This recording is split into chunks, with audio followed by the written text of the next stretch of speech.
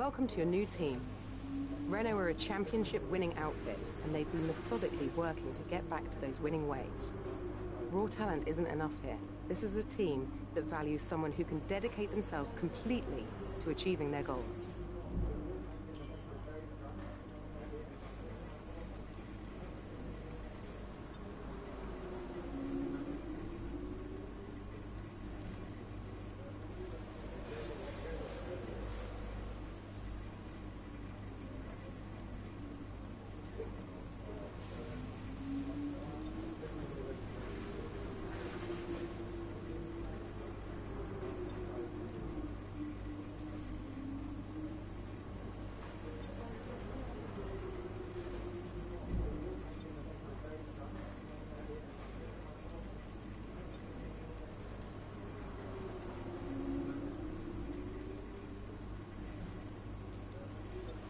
Winning rivalries is a great way to earn respect from your team and around the paddock, which will help make it easier to negotiate favourable contracts. Your first rival is always your teammate, but you can choose who to declare as your second. The harder the rival from the eligible selection, the more respect you stand to gain or lose depending on the result.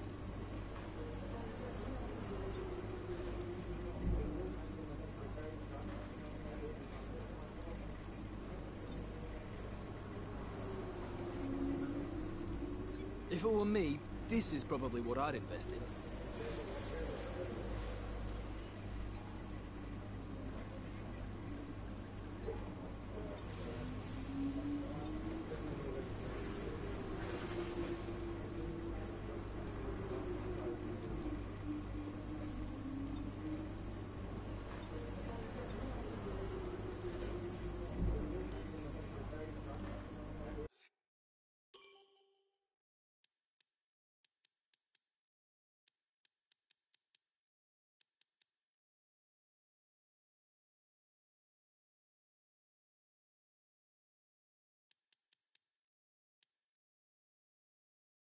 In the unforgiving world of Formula One, free practice sessions are a vital part of any Grand Prix weekend. During your F1 career, you'll be able to utilise these sessions to complete practice programmes, which will help you learn the track and earn you points that can be invested in developing your car. You'll also be able to adjust your car setup over the course of these sessions to try and find those extra fractions of a second. The sporting regulations dictate that after each free practice session, you'll have to hand back 2 sets of your dry tyre allocation for the weekend, so get the most out of them while you can. The track acclimatisation programme available in free practice sessions allows you to learn the track whilst earning resource points for the development of your car. On-track markers show the key points through each corner, and the more of these you're able to consistently drive through at an appropriate speed, the higher your score and the more resource points you'll be rewarded with. Try and chain together multiple successful corners for a consistency boost to your score.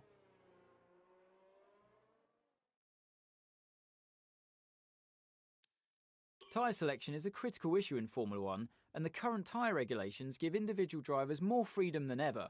Pirelli allow 13 sets of dry tyres and 7 sets of wet tyres for a full race weekend, so you need to be careful to make your allocation last the distance. From the dry sets, 3 are pre-selected by Pirelli and marked as mandatory for Q3 in the race, but drivers can adjust their allocation for the other 10 sets from the 3 available compounds. Just remember, during the Grand Prix, every driver must use one of Pirelli's mandatory tyres plus 1 set from a different compound.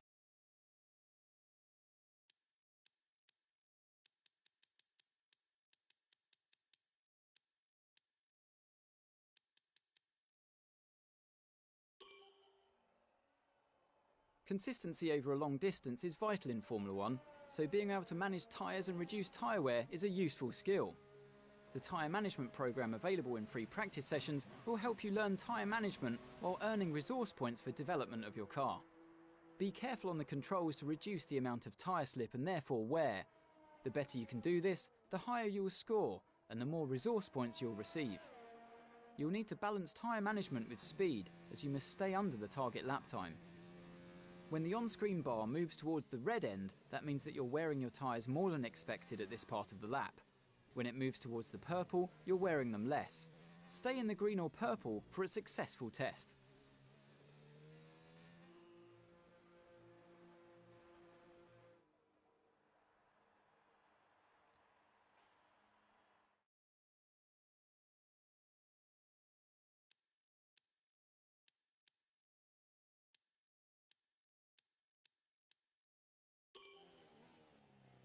In today's era of hybrid engine technology, Formula One employs a strict maximum limit on the fuel load.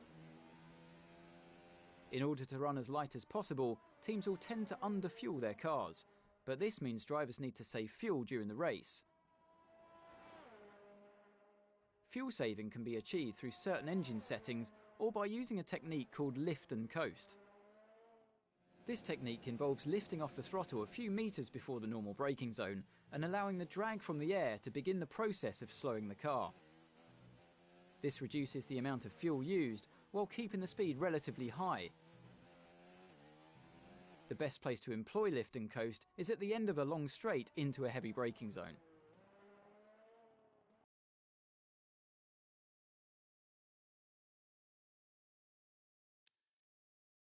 The qualifying pace program available in free practice sessions challenges you to beat a target time that corresponds to an expected position on the starting grid. Complete 3 flat-out laps on the fastest tyre compound to set the best time you can, and you'll earn resource points for hitting your target.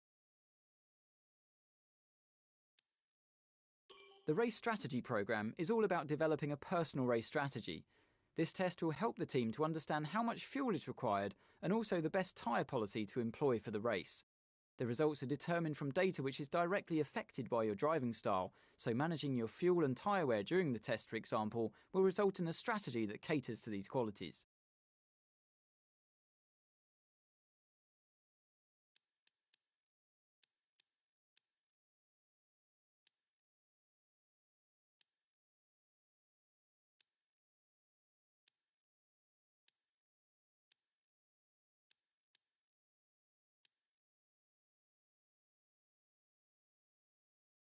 Modern F1 cars rely on more than just internal combustion to reach their maximum power output.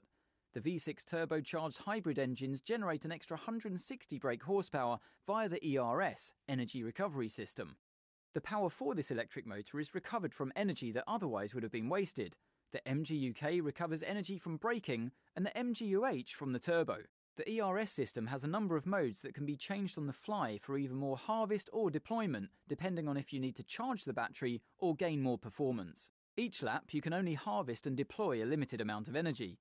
This remaining value is visible on the MFD. This system will also degrade with use. As your energy store wears, the battery capacity will decrease. Additionally, as the MGUK wears, the rate you can harvest energy is slowed.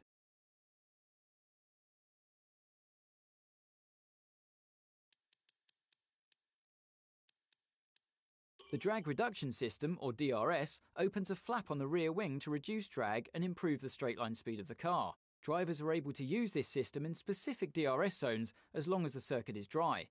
There are no additional restrictions to DRS use in practice and qualifying. However, in a race, the system can only be used when the driver is 1 second or less behind another. Watch the bar at the bottom of your multifunction display as you approach the DRS zone to see your distance to the activation point, and activate it by pressing the DRS button when the prompt appears.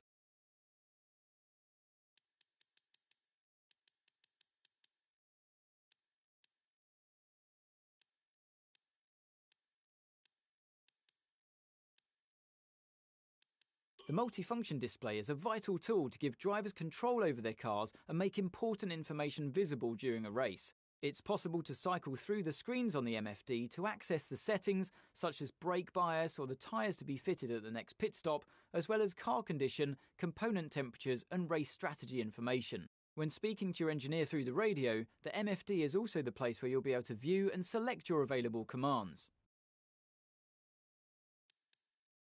Keeping up with the development race is vital for continued success in Formula One, but resources are limited, so choose carefully where you allocate them. Throughout your career, you will earn resource points, and there are 4 departments of development in which you can spend them: powertrain, chassis, aerodynamics, and durability. At any one time, each of these can be tasked with researching a new part.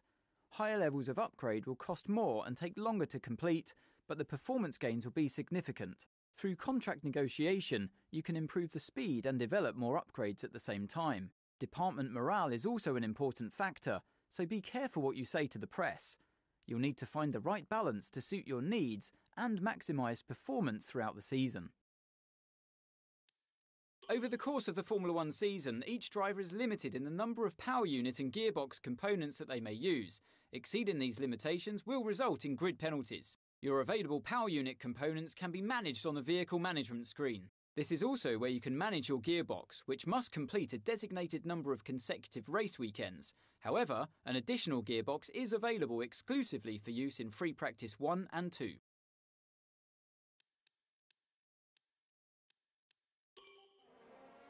The formation lap is an opportunity to practice your race start and put some energy through your tyres and brakes to get them up to the optimal temperature for the beginning of the race.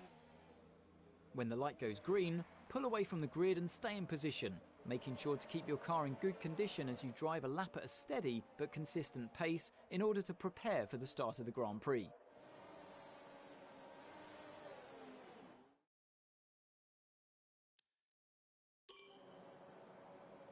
Races aren't won from the start line, but they can be lost, so getting a good start can make an important difference to your Grand Prix. As the lights come on, engage the clutch by holding the gear up button. Then, feed in the throttle to build up the revs. When the lights go out, release the clutch and it's away we go. But be careful not to release the clutch too early, or you may end up jumping the start. If your RPM is too low when you drop the clutch, your car may go into anti-stall. Don't panic if this happens, keep a cool head, clutch in, build up the RPM and then release the clutch, just like the start procedure to get underway again.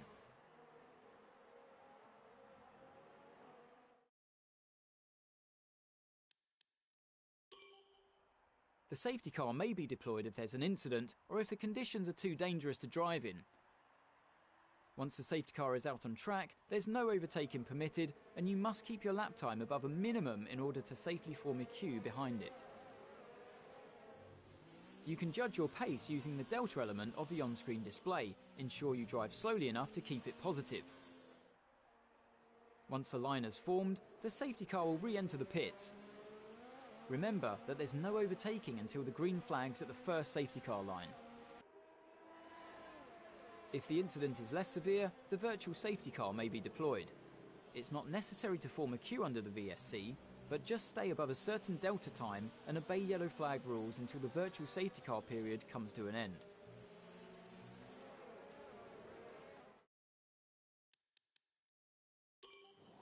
There's a huge amount of time to be won and lost in the pits, but ensure that you don't get too greedy as you approach the pit lane speed limit line. On the approach, you'll see a notification of the pit lane speed limit and your distance to the limit line. If you cross this threshold too fast, you'll be given a speeding penalty, so be careful. There are valuable tenths to be won by getting it right though, so leave your braking as late as you dare. At the pit exit, it's important not to cross onto the racetrack before reaching the end of the white pit exit line.